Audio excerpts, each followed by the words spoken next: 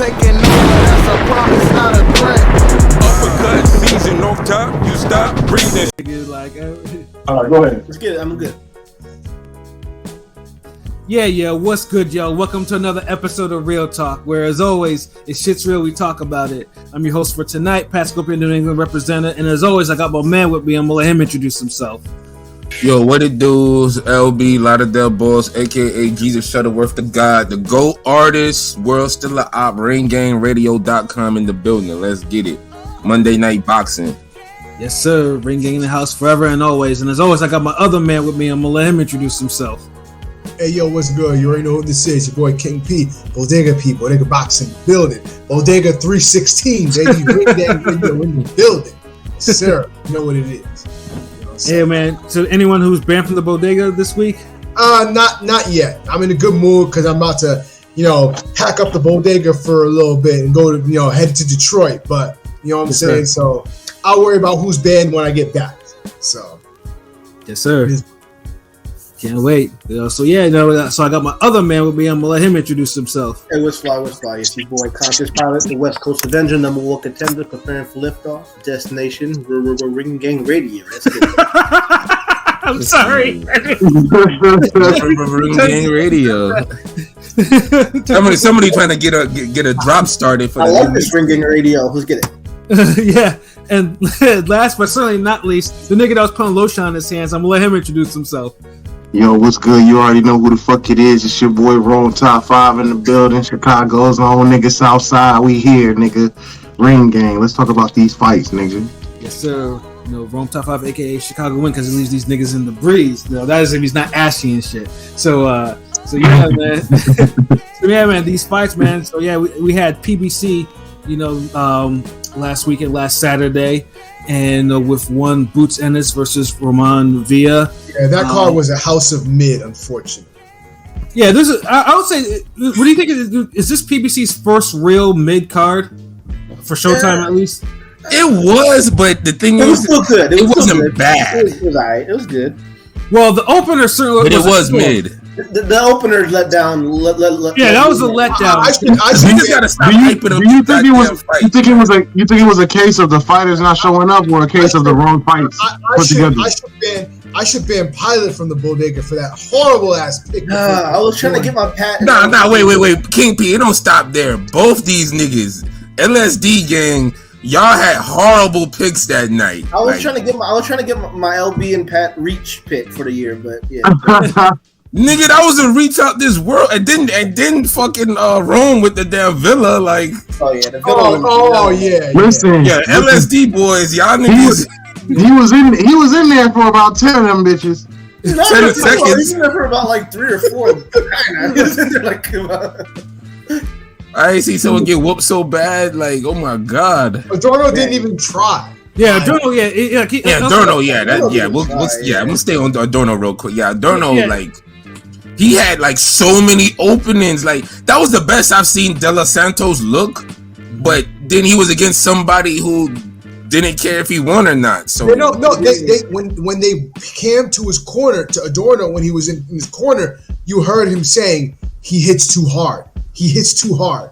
Once I heard that, I knew that it's over. Nigga, you got fists too, though. I hate hearing shit like that. Like, he hits too hard. Motherfucker, you knew that going in. Like, what were y'all doing in the gym? Like, right, exactly. And the thing is, too hard. Like, nigga, you throwing hard punches too. Like, and this is the thing. De Los Santos was open for like mad hits. That left, I think there was a left, like Adorno landed like a left hook.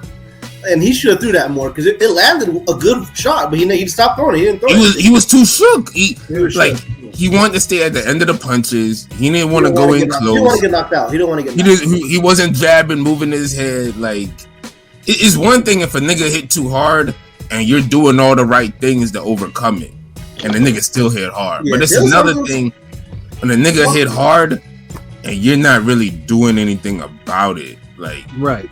That's when I can't rock with you, because it's like, nigga, you getting paid money, you know the deal, like, and people still giving you a shot regardless of how hard this nigga hit. So you're in this fight and you don't want to be. So right, and this is the thing about Adorno. I mean, Adorno was let go from Top Rank because of discipline issues and shit like that. How people now he pulls this shit? How's PPC gonna put him on TV if he doesn't want to perform? He's gonna be closing the YouTube show. He's gonna be closing the YouTube joint first. Yeah, exactly. Like, dude needs to be. Yeah, dude needs to get realize it. Does he want to be a fighter or not? Right. Look, I was watching an Evander Holyfield interview, and one thing this nigga said that stuck out to me, he was like, "Yo, how I knew I would always win all my fights is." Whenever somebody hit me, I made sure I hit them back, no matter how many times they hit me. If they hit me twice, I'm gonna make sure I get my 2 hits right back, and it's gonna be harder. And that was his philosophy every time he fought. That's why the nigga was just killing niggas in the ring. If Adorno followed that philosophy, he would have gotten knocked out. So I could see why. You gotta fight. The fighters gotta fight. I do give De Los Santos props because he showed a little bit of layers. Like I didn't know he could box that well. I guess I don't know. He boxed pretty well. Like I give him a. I get it, but it's easy to look good when a nigga in there not doing nothing to you. Honestly, I was kind of a little disappointed in the sense that I think he boxed conservatively to basically keep himself from gassing out against a fighter that was shell shocked and wasn't going to fight back anyway. He could have gotten him out of there. He just said, he kind of coasted after round 5. He did like the most minimal shit, which I absolutely despise. Yeah, it takes two people to tango, and they both kind of laid an egg. Like, as much as you could get on Adorno, De Los Santos, as he really wanted to stamp his card, he needed to get dude out of there, or at least make an attempt. He didn't get him out. So that's a big plus. I get it. You don't want to run out of gas, but at that point, you've put enough rounds in the bank that you were good. Why not? Dude, and the rounds weren't even competitive to where you could be like, okay, yeah, that's a swing round. I think he lost it. Nah. Dude, you've been winning and beating this. It's like when Freitas fucking ran around the ring in the 12th against Gregorian when you done dropped the dude twice and shut the dude out, and now you want to run around the ring? Like, get the fuck out of here. Good fight, good obscure fight. Yeah, I know, because I just remember that as a fight where I've never seen someone dominate and win a whole fight. So what he drop the dude twice, and then the last round you want to say, you know what, he might be dangerous, so he might try to knock me out. Like, dude, didn't you know you was beating this guy ass for 11 rounds? Like, what do you give De Los Santos? Like a B plus? I give him a B. He get a B minus. You could have knocked him out. If you knocked him out, it would have been like an A minus, or if he would have knocked him out, it would have been an A plus. A plus, yeah. Yeah, a B minus is good because he at half the fight he really tried, and at half the fight he kind of coasted. So I have to give him a B minus, even though I think he needs to fight the Pitbull. You think he coasted because he knew he won? Yeah. Basically, I mean, or he ran out of gas. No, he didn't run out of gas because he was conserving. He boxed well enough. And just he was the type of fight it was. He would have never ran out of gas. Yeah, it was easy. It was easy work. But I think he should fight the Pitbull Cabrera winner, and then that's for the tank sweepstakes. I think they might. No, I think they might put him in there with Frank Martin. If Frank Martin wins his fight this week, I can see that. That'd be a good fight. That's a good fight. Yeah, that's a real good fight. Yo, but then the co-main though is interesting because it's rare in boxing that you get a real true spoil. Like, you have boxers that try to spoil, like a Zarya, that fight, negative from what they usually fight and they fail.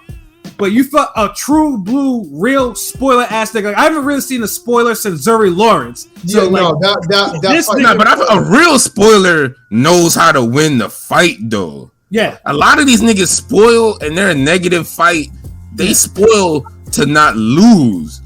Like, if you're a real, true, honest, and good spoiler, you could make yourself win with that style. And that's what Marquise Taylor did. Marquise Taylor is big ass nigga as he is, with only one KO, one knockout in his career. Yeah, successfully managed to probably derail a prospect in Yoelvis Gomez, and made him look like a non-boxing ass nigga. Like, that's literally what he did. Like, it was, and he dropped him too. He actually dropped him with a clean right hand. Like, he schooled him. Like, yeah, you could probably give Gomez 2 rounds, maybe, if you're generous, 2 or 3, maybe. If you're generous still. But Gomez, none of that Cuban shit was there. Like, he was trying, he was no jabbing. He was swinging hard power shots, and Taylor was just grabbing and body shots on the inside, underrated body work on the inside. jabbing, he was moving. He was fighting a little dirty, but it was. I mean, not dirty, but in the clinch, he was getting a little rough. You know what I'm saying? Yeah, because the nigga only has 18 rounds total pro experience. He did what he had to do. But he struggled against Cotto, and he's off a long layoff, off a hand injury too. You know what I'm saying? And also, somebody fucked up on the matchmaking for him. Like someone, you can't matchmake every nigga like they're Morel or like a Loma or something like that. You can't. But Taylor wasn't doing shit that made him unbeatable. It's just exactly. Yeah, a lot of these niggas. See, that's the thing about this whole card. This card was really a showcase card. It was, but it's like only one person really who had the showcase set up for him. He's the only person. Boots is the only person who really took it as a moment to really showcase himself. Like he had to, but yeah, Taylor, like you the underdog, and he showcased himself. Taylor, that's an A+ before. I mean, I'd give that an A+. That's an A. That's an A performance. An A+. It was ugly to watch, but it did its job. I don't know. This is the thing I don't understand. Like y'all niggas is on some bullshit when y'all pick and choose to what looks aesthetically pleasing. Like motherfucking Andre Ward's fights look just like this, like 90% of the time, and niggas be like, "Oh my god, Andre Ward! Oh lord!" Boring ass fucking fight. Taylor was not you, nigga, but you too, nigga. All you motherfuckers. No, not all you niggas. Y'all pick and choose. What was so fucking dirty and horrible about this goddamn fight? That fight, there was way too much holding. That fight was like that I felt like Taylor was doing his best impersonation of a hybrid version of John Ruiz and Chris Bird. Like it worked though. I can't. There wasn't a lot of holding in that shit. There was a lot of holding. There was a lot. What the fuck y'all be? Y'all said the Zern Cruz had y'all had said Marshall Cruz had fucking holding, and then when we see that heavyweight fight the same night, then that's when I see like, okay, now this shit is trash. Like I saw a dude this box. He had a little herky jerky type of style, but he made it work. I didn't really see a rough tumble fight like that. I mean, the comments were softening it up. He wasn't the smoothest boxing. It wasn't a rough fight, but it was just an eyesore to watch. I mean, I was just intrigued because I was seeing a sport. And I don't even see the eyesore. Like, what the fuck did he do that was so eyesore? He was getting rocked a little late too. I felt like. I mean, Taylor. I mean, Gomez had a couple times where he was like rocking him. I was kind of worried. Maybe Gomez never pushed it. Gomez would land one good shot. He followed. Neither one of those niggas really followed up on their issue. At least Taylor put punches together better. Gomez was very sloppy. Yeah, like the funny thing too, it was the puncher that was getting rocked. Like there was like 2 rounds at the end of the bounce where Taylor would rock Gomez with some sort of hook or whatever. Like that one round where he hurt him bad again at the end of the bell. Gomez got dropped in the second round. At the end of the second round, he got dropped. Gomez ain't look nothing special. It might have been the 7th, but like 6th or 7th. Gomez got rocked bad, at the end of that round. Honestly, I mean, that's the type of loss where Gomez can either try to rematch this nigga again after he really trained, or move on. But yeah, Taylor's gonna be a nightmare for the middleweights because like spoilers like that, like niggas are not gonna. I mean, a Laura. Fucking, if Danny Garcia beats Laura, like I can see both giving him like all types of hell with that bullshit that he does. Yeah, because the thing is, Taylor moves his hands more than the average spoiler. Like he's actually trying to have some type of ring generalship. A lot of times the spoilers fight behind you. Yeah. Taylor fights ahead of you. He's making you kind of react to him, and then he reacts to you reacting to him. Like then it comes like YG a little bit too. Side note. Yeah, he did. Hold on, let me see a comment. Hey, salute Chris Brand. What it do? Gang. Boots is the 3rd best at 147, soon to be 1. I mean, he probably beat them 2 niggas right now, but we had to wait. You think Taylor's like a tank style fighter? No, he's a spoiler. Like he's. Like the foot. He has good footwork. Tank's like the style with the counters and the pullbacks. I mean, that's the thing with Taylor. Taylor has some good footwork. And that's the thing. Like how he draws a nigga in. You got a high. And then pulls back and then hits him real quick and then just looks at him and laughs and shit. Like he has has some craft to it. Shit, that's why I wasn't like. It's a flashy. It's ugly. Like it's a flashy style. It looks. I mean, it's flashy, but not polished yet. Like he's still learning. Yeah, like you see him trying to do some slick things. Right. Sometimes it comes off a little. It's like he's trying to make the highlight film, even though he don't need to. I mean, he scored a knockdown. That's a highlight right there. Like so. That was a clean shot too. Yeah, that was a real clean shot. So he Gomez was not ready to fight. That nigga looked shook in the ring. Yeah, no, he was trash. Yeah, like you had to wake him up out of bed, be like, here, fight this nigga. Do y'all think? He was favorite. I seen some comments in the highlights. They said, "Yo, whoever bet on Taylor is up 1,000." Yeah, exactly. Yeah, yeah. Taylor. Salute Dante Jones. What it do? You know, but no. Taylor is good. Taylor, he's gonna be a nightmare because middleweights are not gonna want to face somebody like him. Like any of y'all picked him spoiling? I didn't on the podcast. I didn't. I had a feeling he might have spoiled, but I didn't pick him. No. What did y'all see in Gomez that was like, yo, this nigga is nice? Like, because I didn't see that at all. So he's like David. He was like touted as David Morrell of 154 for a bit. Undefeated Cuban, moving fast track. Everybody let everybody look nice that night. Like nobody was like, you know what? I'm gonna make sure this nigga's he's in a tough fight. Like, no, I'm gonna just let him do what he do. Like that's like a 7 pro fight. You know what I'm saying? David Morrell's in that same fast track of like. Beating guys that challenge. Yeah, but Morel is a lot cleaner than. Oh, Morel's nicer. Yeah, way cleaner. Like way cleaner in there. Yeah, the athleticism.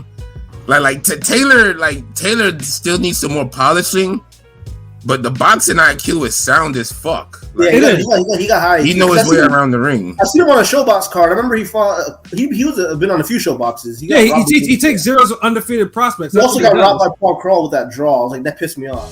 He's good. He's nice. But he lost to Paul Crow. Actually, he lost to Paul Crow. No, Android. Hold on. What? Yo, salute Andre. I'm Android. Android. Salute. Gomez is nice. He has a full skill set. I feel like that was his Salido fight. He didn't show it. What Salido fight is this? Salido Loma. Did you talk about Salido Loma? Is that what you're trying to say? I think that's what he's saying. He's saying that this was his Salido. His Loma to Salido. I mean, because Salido never had like a fight like this where he just got his ass beat like on some, like. That's what I'm saying. Salido always tries. I think he's meaning Loma. He's saying that Gomez is Loma in this situation. Gomez is Loma to the Salido. And Taylor is Salido. He's saying that Gomez that this was his Loma against Salido. So this was his wake up call to be like, yo, nigga, get your shit under the ropes. I mean, it's not. I didn't see a guy with a full skill set. So yeah. I ain't gonna lie. Like I fucks with your droid, but I didn't. It looked like a guy that got stunned by the young nigga. No, I saw a guy in Gomez. Taylor's not that young. Very raw. He's very raw. Very sloppy. I don't see a full skill set there. Super sloppy. I didn't see the effort. Fuck the skill set. Nigga, show me some effort. Show me you want to win. We can talk about skills afterwards. No, y'all seen Gomez and he looked good. He looked good before, but yeah, this was a bad performance. But we'll see next. I ain't never seen Gomez look real good before. Like he's decent, but he never looked like he was going to take over the world or not. He looked more like Romero Angulo or what's his nigga name? Pat know the Angulo I'm talking about. Romero, yeah. Well, this nigga Gomez is gonna need to win at least his next 2 fights by knockout to be on anybody's radar again. Back on track. He gonna need a step below definitely for this. Because niggas is gonna be looking for the nigga that knocked him out, not him. Right. Yeah, because Taylor leapfrogged him. Now I want to see what's good with Taylor and these other niggas. Like, yeah, like like I said, Taylor's gonna be a nightmare for these middleweights because they're gonna be frustrated fighting that dude. Like, fuck it, let's play the game. Taylor Janibek. Oh, that honestly, that's gonna be an eyesore of a fight. Really, that's a rough fight to watch. I think Janny though. But I feel like Janibek, he won't make the fight ugly because he'll up his work rate to kind of deal with dude. Because you got to put punches together on a guy like what's his name? Taylor. Yeah. You can't just let him sit there and do what the fuck he want. Okay, well, I got Taylor's talking about going down to 154. He's like, I'll fight Tim Tszyu. I'll go down. I seen that. Yeah. Well, I mean, this one was like I watched the weigh, and they weighed like 150, 158, 159, so they were kind of like in between type of thing. So yeah. And honestly, he's not a bad fight for Zoo. Like, I feel like he'll move it around and he'll like that's not bad. Like, he'll probably spoil Zoo if he's not careful. I don't know Zoo is too violent. Like, to spoil a nigga, you gotta be violent against spoiling niggas. You gotta make a nigga know who want to spoil. You gotta tell. It's like your punches gotta tell that nigga like, look, cut all that cute bullshit out. I'm here to beat your ass. Look who you in the ring with now, nigga. Type shit. Yeah, like if you, and Gomez was never on that violent. That whole like, look, I'm gonna beat this nigga ass. Fuck all the spoiling bullshit. Like that's how you have to approach that shit. Gomez honestly thought he was bigger than Taylor, and he was just gonna win off of the strength type shit. Yeah, pretty much. Yeah. So you think they're going Taylor or Adames? Taylor. I don't think highly. Adames. That might Taylor and Adames. That's a good one. I might feel like if Adames can't hurt him, yeah, Taylor might get that. He might UD him up. He might decision him up. Because I feel like Taylor could just do a little bit what a J-Rock did, but he'll move around better. He's got better punch resistance, probably. That's true too, but goddamn, it makes you think. Because like, if Adames couldn't get Rock out of there, it's like. Well, the problem is that like I think Adames is a little bit better a fighter than Gomez, but like I think that like Adames wouldn't respect Taylor's power. I think that's the thing with a guy like Adames. If he doesn't respect your power, he's going all out, and he would touch up Taylor. So it's just a matter of if Taylor could take. But y'all told me he was supposed to go all out on J-Rock. I don't know now. I mean, the nigga who get knocked out, whatever. The nigga who ain't never met an uppercut he ain't like. I mean, I'm realistic. I mean, I told you before. I don't think much of Adames, so Taylor's gonna spoil that nigga. Like at least, like I mean, I respect Adames more than Pat do, but you know that's a 50-50 fight to me, man. Yeah, no, it's a close fight. It's a good fight. Alright, Taylor and J-Rock. At this point, Taylor. Taylor probably would. No offense, that would be an sort of a fight to me. I think that would be. Oh wow, shit! And I can see J-Rock gassing against someone like that too. Like so, a mover like that, yeah, moving like that. And the thing is, he didn't even move crazy. Like he just literally just used enough for the ring. Like, oh my god. Okay, I got one more. Denzel Bentley and fucking Denzel and Taylor. I'll go with Bentley on this one. That's a close one though. The close one. Close. I'll tell you what wouldn't be a close one for him though. For Marquise Taylor, I think Lubin would spark him. Yeah, styles make fights. I can see that. I could see that because the thing is, like, even with Bentley, like, if that fight, like, Bentley will get him on the inside. So, like, I think that's a close one. But Lubin just so talented. In the power, he got this. Yeah. And the only thing is his chin's like the one thing we worry about. And Taylor got one knockout in like 20 fights, you know what I'm saying? So it's like, it should be good, you know what I'm saying? Yeah, I definitely pick Lubin over Taylor. I pick Lubin to win that. Bentley and Taylor, slightly Bentley.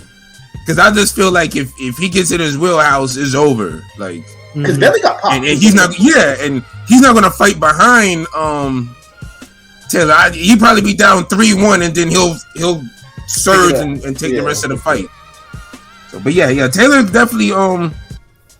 I see 160. Y'all try to do y'all thing. I see y'all trying to bring it back. We'll see. I'm just happy to see. I'm just surprised, to see a spoiler do his work. So I'm like, okay, this nigga's a spoiler. So I want to see what he can do. In these divisions. 154 or 160. But like mentioned before, the real star of the card and someone who got his hype back was one Boots Ennis.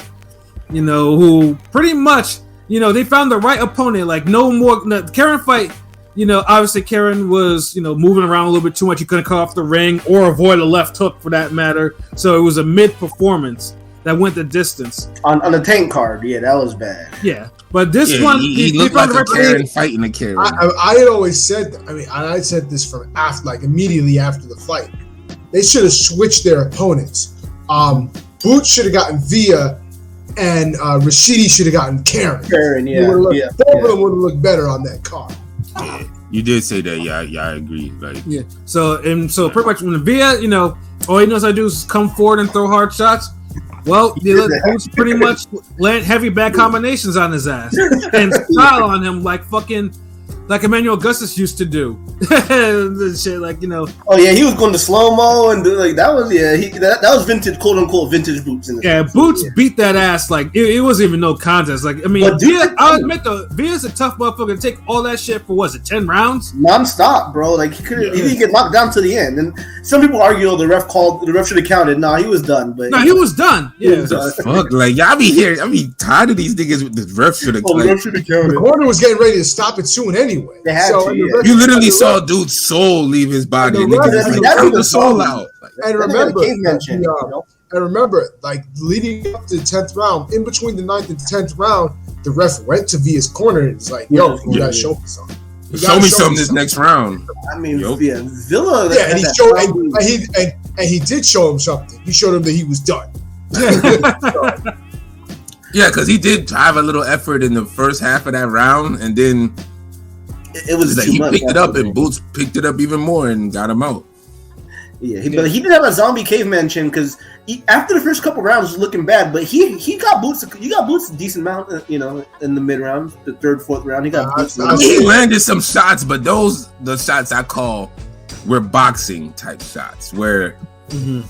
If you're boxing, you're in a fight, you're expected to get hit. So if Boots get hit with 3 or 4 good shots in a 10-round fight, it's gonna happen. You're gonna get hit. Well, I mean, I did think that Villa landed a couple of nice rights and uppercuts. So Boots he's supposed to, but people act like it's a crime whenever an offensive threat gets hit a couple times. Like, and we've been through this before. Every other year where there's a nigga who's like a monster type level offensive guy gets hit. He gets caught with a few. It's like, oh my god, defense. Well, no, but it wasn't just that. It's just we were wondering. Like there were still people that just wondered. The last thing about Boots was his chin. What's his chin like? And Villa's a hard puncher, so people was if Villa hits him flush, what's going to happen? And he took the punch as well. So. And that's the thing. But Boots is fought guys who could punch decent. Like he isn't like Cameron is about the last person he fought who really had no power. Who Gibbons got power, Delorme got power. All these niggas could hit. Like they're not like no niggas that like he's fighting like Corey Spinks, Algieri, Milanazzi, all back to back. You're right, but those guys are smaller. Lipinus is a 140 guy. Lipinus really a 140 guy. Delorme started at 140. Like Villa was the only guy that Boots has fought that's bigger than him. Like. Villa looks like they say them niggas look the same size, and then like who the fuck is Villa knocked out to really be this puncher dude? Yeah. But I mean, and so all these niggas is about the same to me, man. And it's kind of take shots to get some, but it's like he kind of rolls with it with butt a little bit, but he takes them. It's a similarity there. I don't know. Like they take the shot. Dude, Canelo get hit more than Boots does. And everybody be like, "Oh, Canelo get," and then posting up the gifs on the internet and all that shit. Yeah, I mean, dude, I say this: Ryder hit Canelo more times than Villa hit Boots in 10 rounds. Yeah, you're right. Yeah. By like a big margin. Yeah, and it was a type of performance because obviously with the big welterweight fight going on that's going on at the end of the month, Boots needed Boots needed to get his name buzzing, and that was the type of performance that was needed. That was much needed, yeah. Yeah, like I mean, the crowd was into it. The crowd was cheering their asses off for that one. Like they was like, like he was showing out. They knew what they was watching. It's like everybody was waiting on Boots to come and show out. Well, I mean, a lot of that was the hometown crowd because it was in Atlantic City. Boots is from Philly. Philly's only like an hour away from Atlantic City, so they was traveling to go see him. So the crowd was there for Boots. He left them happy. So exactly because it's like because at the aftermath of Spence and Crawford, like he's going to be facing one of them. Like one of them's going to have to face him at some point. No. I don't see it. I don't see that happening. They both got a rematch. They got a rematch clause, which they'll probably exercise it, and it probably won't be at 147. Spence keeps the rematch clause at 154. It's like I don't know, man. Like niggas just because I've seen a couple. I'm happy the fight happening, but niggas like low key kind of ruined the division to make this fight happen. Yeah. But there's so many casualties like Ortiz, Stanionis, Boots, Thurman. Like, I almost felt like 147 needed to have 2 leagues or some shit. 147 is going through a weird shift because it just ruined. Because the previous generation of welterweights, they're aging out. Thurman being that part of that is starting They've to get been old. aged out, unfortunately. But we're not getting the type of fights where you're getting the old and the new and they're mixed about on some like, okay, like we're gonna really get some clarity here. It's like we've been waiting for one fight to happen for like the last 3-4 years, and then we've been waiting for certain other boxers to fight anybody during that same time in the same division. Then we've been waiting for niggas to get a hold of belts. Get like it's just so much shit going on, and like honestly, like Boots may as well probably move up to 154 as well soon. Like. Nah, but the thing is though, dude weighs under. Like dude comes in at 144, 145. Like dude makes that weight. Yeah. I know he make weight, but you got to get the fights. Remember, Boots. Niggas are saying Boots could dominate from 147 to 160. Yeah, but I think Boots is going to stay long enough to where he can actually be named a welterweight champ. You know, like he's interim right now, but I think he's going to wait long enough to hopefully just get that interim to become official. And because I've seen a couple interviews where Spence has alluded to the rematch being at 154. It's not going to be a welterweight. So it depends who wins this fight. Man, that fight might be so hard. These niggas might not do a rematch until next year. And then, right, exactly. No. It has to be by the end of the year. I don't see it. I don't see that. Yeah, we're gonna get Spencer Crawford twice in 1 year. I don't see that happening now. I don't see that. Yeah, all right. I mean, y'all already had me holding my breath for them niggas to fight once. So I mean, I'm just going I'm chilling on that one. If the first one does well, they're gonna want to do it again. If the first Spence Crawford ends in a draw, they will be fighting in December. Okay, that's something I could see. Or Tank, I think Tank, I could see, but it's like because I already feel like these niggas gonna give us a fight of the year, and it's rare niggas at that age give you a fight of the year and then run it back in the same year. But look, this is a fight of the year. They're training. They're training. Both of them are training for their life right now. So why would they want to take a major layoff to train for their life again? After they train, it's the biggest. They're gonna want to get right back to it. I say 3 months. I say 3 to 6 months. I don't know. These niggas, because if that was the case, we would have had more fights happen up until this. If that was the case and these niggas are super confident and they could train, yada, yada, yada, Spence would have beat Thurman and then fought Crawford. Listen, I feel like this shit is going to be that Crawford would have fought Ortiz or Boots and then fought Spence. This shit is going to be that box office where they're going to run this shit back 3 to 6 months. I feel you. I mean, it'll be a good thing. It's just... they're not running it back in 3 months. I don't see it happening because it's like, dude, boxing is not that great. Something in December. I mean, maybe it's them, but I think that the last pay-per-view would probably be a Tank comeback fight. End of the year type of thing. I just don't see Spence and Crawford fighting again in December, November. After their biggest, they give us a hard fight of the year. These niggas might talk about February next year or some shit. Yeah, exactly. Black History Month type shit. Yeah. These niggas ain't fighting no damn. If they do, I ain't gonna complain. But the way the sport move, these niggas be taking too fucking long. I mean, whatever. And if you're not Eddie Hearn and Joshua, I don't see you getting that rematch that fast. I feel like kind of a greedy boxing fan. Whenever somebody unifies the belts, I want them to drop them so we can see these other matchups in the division. You know what I'm saying? Because when somebody's undisputed, I feel like they'd be holding the division up a little bit. I mean, if you get undisputed, then that means you really got to get a number one contender. See, what happens in boxing is we haven't been getting true number one contenders. 154 is about the only division where we had a real undisputed champ, and then you had a real fucking number one contender. How many times you seen niggas get undisputed and you got a clear number one contender? Like, okay, he the next nigga I want to see fight.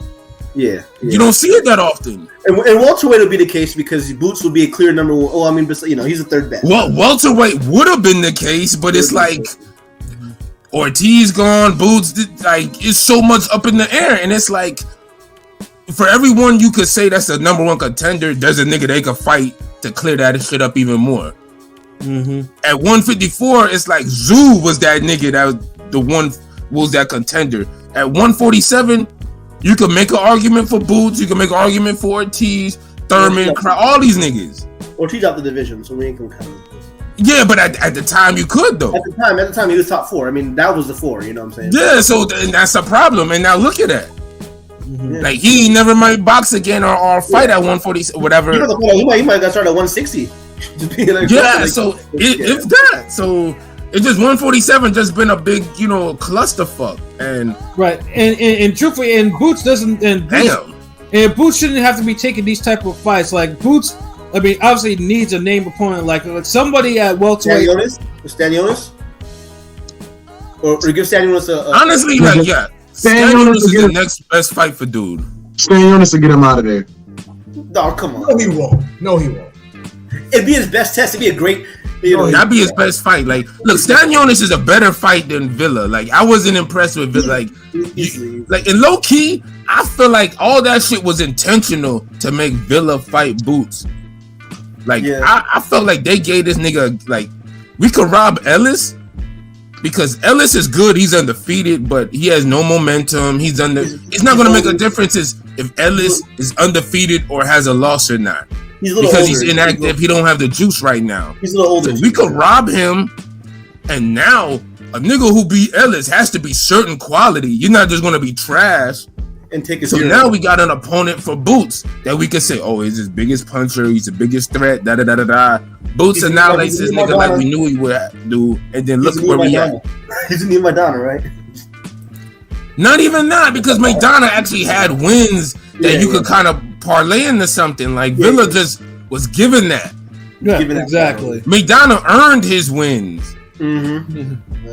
Or at least he didn't look as bad as dude. Like, what do you give Boots performance? A plus or A? I mean, that's an A plus. A plus, yeah. I mean, he put his foot in his behind. That was an A performance. Like, there wasn't like he styled on him. Yeah, he styled on him. Yeah. Like, it wasn't like the Karen fight where dude, was couldn't cut off showing some horrible flaws. Like this one was. I want to see him against another mover. Like that's the thing. Like obviously Karen exploited. I mean, if we go by what the rankings is looking like, number 3rd on that list is Cody Crowley. You can see Boots versus Crowley. That's that'd be so easy work. I thought about that. It's an easy fight to make, but that'd be so Boots would hurt him bad. If he does, he does. It's still a good fight.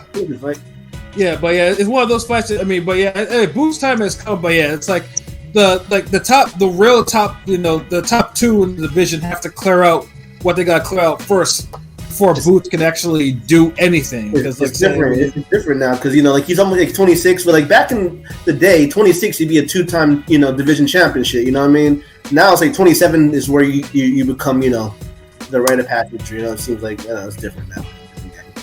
Wait, Beth said, do Karen versus Villa or Ellis, something like that. Wait, what? Karen? I don't want to see Karen again. I don't think anybody. Yeah, I don't want to see Karen again. And Villa is like kind of like out of commission. Villa can come back. Running back. Do Ellis and Crowley. Fuck that. No, from what I've heard, Rashidi is most likely fighting Mario Barrios next. That'd be a good co-main. That's a good fight too. Shit. I got no problem with that. That's a good co-main for Ugas Thurman. I feel like that'd be the perfect, doubleheader type of thing. That's not bad. Yeah, I could fuck with that. But yeah, I just do feel like this shit was still orchestrated, like for Villa to be the opponent. It was tailor. I mean, it was a tailor-made opponent that's not a mover. That he had power, but you know what I'm saying, like.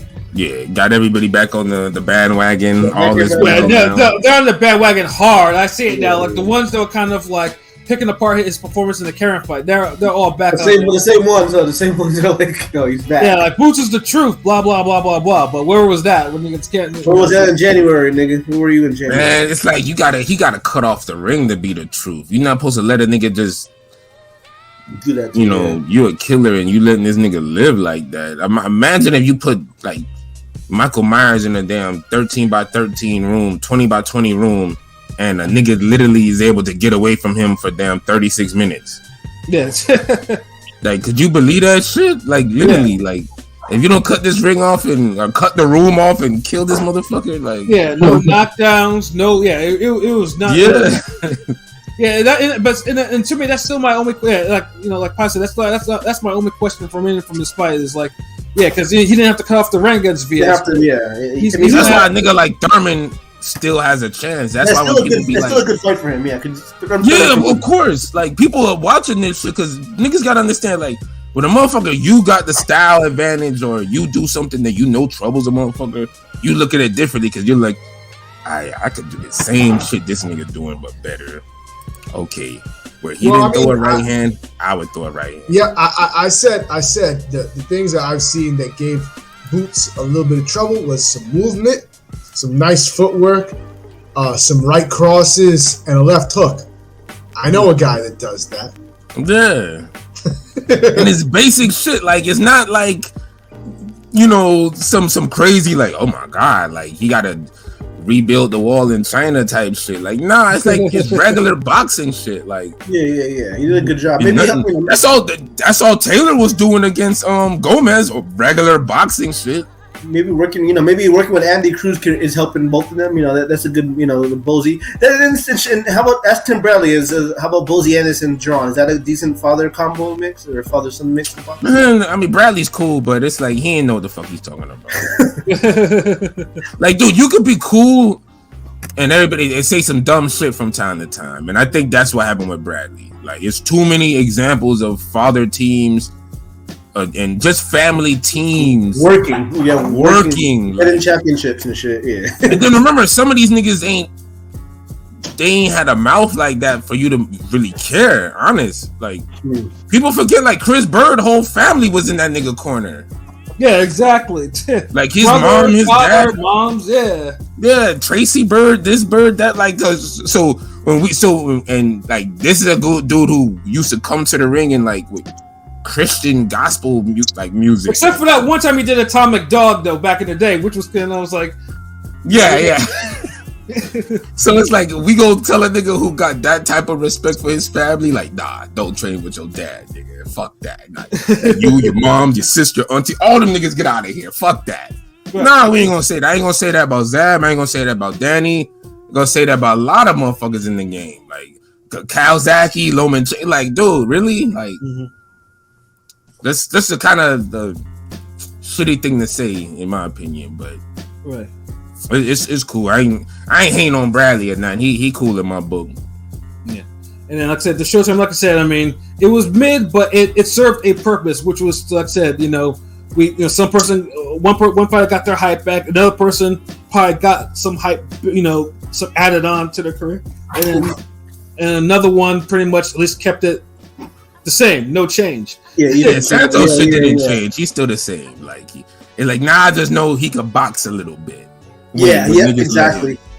You know, he can box a little. Yeah, all that nigga did was improve his record. Yeah, pretty much. Like, honestly, you could say that. That's Jordan's decent, man. Jordan's, it was a bad performance, but he's still. No, but niggas is hyping up the Jordan fight like we was gonna get a fight of the year. Like, y'all gotta stop that. Anytime y'all see a fucking Dominican puncher get matched up with somebody, niggas come by the win. Like, y'all stop that shit. God damn. These niggas make boring ass fights just like everyone else. Like, fuck. Like, y'all tell the truth, goddamn it. Yeah, that was. I mean, I was disappointed in that fight because I expected every fucking tweet came out. Adorno De Los Santos, this is gonna be a good one. Adorno De Los Santos. Like, no, fuck no. The fight was trash. God damn. No one's ducking this motherfucker either. Shit. If you would have knocked the motherfucker out, then we have a reason to duck you. But you ain't knocked the nigga out. You was playing around and shit. Exactly. Fuck out of here. But y'all niggas get y'all moment to shine and then y'all don't shine. Now this nigga looks like minnow. Food. Shark food. Yeah, like De Los Santos is cool though, but just like when you got your moment, momentize it, nigga. Exactly. Momentalize it, nigga. Momentalize it. No, when you have a performance like that, you look like food in the league. I mean, I ain't gonna say he stunk up the arena, Beth, but he didn't help it. Like after the like Pat said, like after the fifth or sixth round, it was one of those. All right, nigga, you need to like put shit together, get this motherfucker out of here, so we can get on to the next fight. But it was just the same fucking sucking and jiving and the same bullshit. And it's like, dude, you got power in your hands. Like, why fight like Rigondeaux when you don't have to? Right. And I think even Rigondeaux would have stopped dude at that point. Like, exactly. So that's bad. When I'm watching you fight, and if I'm thinking like, damn, even Rigondeaux would have got him out by now, it's a bad look. Yeah, no, but yeah, enough with this card, man. But